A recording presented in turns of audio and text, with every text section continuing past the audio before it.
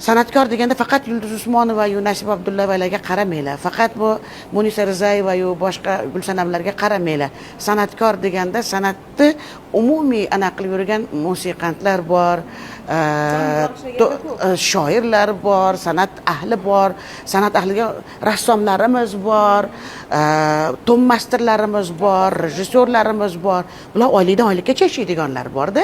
Bizdan ko'ra davlat katta imtiyoz berdi. Bu yerdan ishlaganingga hech ham o'ksinma.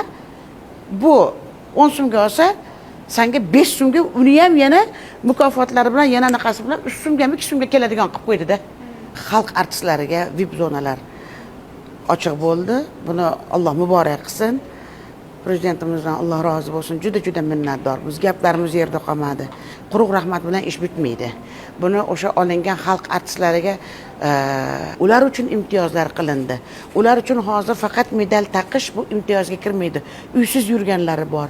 Chunki umrini o'sha bergandan keyin uysiz yurganlari bor. Uy bola chaqasi bilan kvartira yurib yashayotganlar bor. O'sha ipotekaga uy olib qiladigan bo'lsa 50% ni davlat to'laydi. Buni 50% ni davlat to'lab beradi degani bu juda ham katta narsa.